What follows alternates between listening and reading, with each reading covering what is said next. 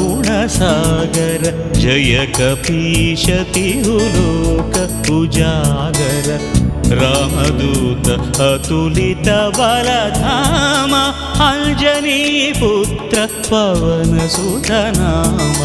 महावीर विक्रम भजरंगी कुमति निवार सुमति के संगी कंचन वरण विराज सुवेश कानन कुंडल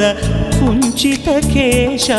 हाथ वज्र अरुध्वजा विराजै कांथे मूंज जनेऊ छाजै शंकर सुवन केसरी नंदन